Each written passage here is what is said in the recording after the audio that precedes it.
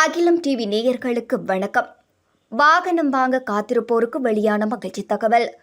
இலங்கையில் தற்போது பயன்படுத்தப்படும் வாகனங்களின் விலைகள் வேகமாக குறையும் என ஜப்பான் இலங்கை வர்த்தக சங்கம் தெரிவித்துள்ளது. அடுத்த வருடம் பிப்ரவரி 1 முதல் தனிப்பட்ட பாவனைக்கான வாகனங்கள் இறக்குமதி செய்யப்பட உள்ள நிலையில் வாகனங்களின் விலை குறைய உள்ளதாக சுட்டிக்காட்டப்பட்டுள்ளது. இவ்விடயம் தொடர்பில் கருத்து தெரிவித்த அந்த சங்கத்தின் தலைவர் ஜெகத் ராமநாயக்க, குறைந்த இயந்திர திறன் கொண்ட வாகனங்களே நாட்டுக்கு மிகவும் பொருத்தமானது.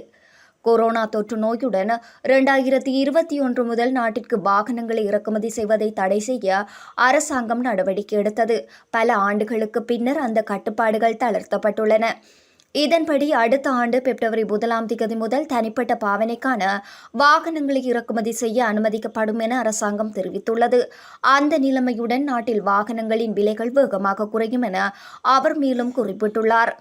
இதேவேளை வெளிநாட்டு கையிருப்பு 6.5 பில்லியன் அமெரிக்க டாலர்களாக அதிகரித்த நிலையில் வாகன இறக்குமதி தொடர்பில் பகுப்பாய்வு மேற்கொள்ளப்பட உள்ளதாக மத்திய வங்கியின் ஆளுநர் நந்தலால் வீரசிங்க அண்மையில் தெரிவித்தமை குறிப்பிடத்தக்கது.